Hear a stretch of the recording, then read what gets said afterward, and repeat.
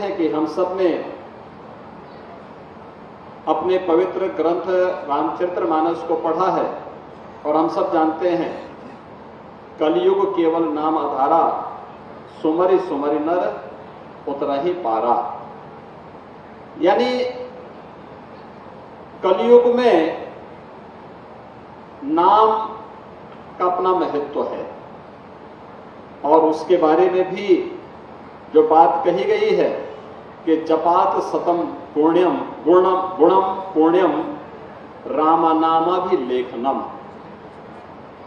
यानी जब से 100 गुना ज्यादा पुण्य नाम लिखने से, और यहां पर तो 28 करोड़ नाम रामकोट में संरक्षित किए गए हैं और ये निरंतर इसमें अभिवृद्धि होती हुई दिखाई देगी।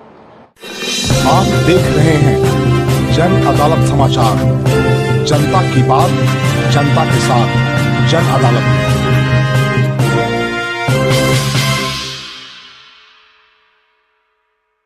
हम विश्वास के साथ कह सकते हैं कि समयबद्ध तरीके से जिस तेजी के साथ अयोध्या के विकास के सभी कार्य आदरणीय प्रधानमंत्री जी के विजन और उनके मार्गदर्शन में आगे बढ़ रहे हैं,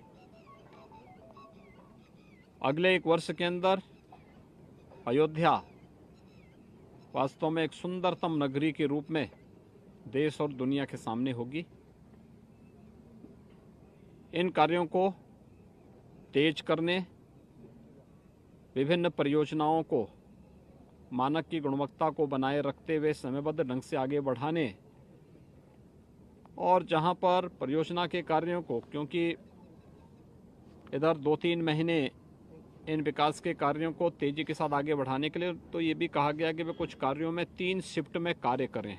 मैन पावर बढ़ाने के साथ साथ 3 शिफ्ट में कार्य को करने के लिए की आवश्यकता है, जिससे अगर बरसात के दौरान 2-3 महीने कार्य में किसी प्रकार की कोई बाधा भी आती है तो तब भी हम विकास के कार्य को समय से पूरा कर सकें। अयोध्या धाम के दर्शन करने और केंद्र और राज्य शासन के द्वारा यहाँ पर किए जा रहे विभिन्न विकास कार्यों को भौतिक सत्यापन करने और उनकी समीक्षा करने का एक अवसर प्राप्त हुआ है। श्री राम जन्मभूमि पर भगवान श्री राम का भव्य मंदिर का निर्माण कार्य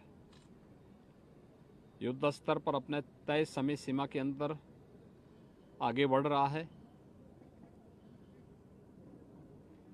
केंद्र और राज्य शासन के द्वारा अयोध्या के समग्र विकास के लिए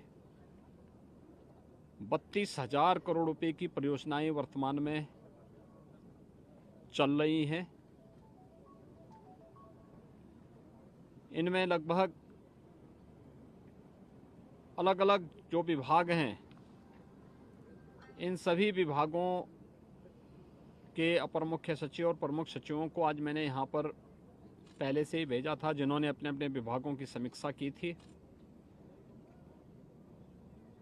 अपने कार्यों का भौतिक सत्यापन भी किया था। कुछ कार्यों को मुझे स्वयं भी प्रातःकाल से उनके मौके पे जाकर के मुझे उनका भौतिक सत्यापन करने का अवसर भी प्राप्त हुआ था। मुझे विश्वास है कि समयबद्ध तरीके से सभी कार्य आगे बढ़ेंगे। जुलाई तक ये एयरपोर्ट भी बनकर के तैयार हो जाएगा और जुलाई के बाद एयरपोर्ट अथॉरिटी के द्वारा जैसे ही लाइसेंस आदि की प्रक्रिया को पूरी कर लिया जाएगा तो अयोध्या डोमेस्टिक और इंटरनेशनल फ्लाइट के लिए भी एक बेहतरीन गंतव्य के रूप में जाना जाएगा। इसके अलावा स्वास्थ्य है, मेडिकल एजुकेशन है, टूरिज्म है, इरिगेशन से जुड़े हुए मुद्दे थे और भी विभिन्न यहाँ की अन्य जो आवश्यकताएं थी, उन सब को लेकर के भी आज विस्तृत चर्चा यहाँ पर आज बैठक में हुई है। माननीय जनप्रतिनिधियों ने भी बहुत बहुमूल्य सुझाव दिए हैं। इन कार्यक्रमों को भी हम समयबद्ध तरीके से आगे बढ़ाएंगे।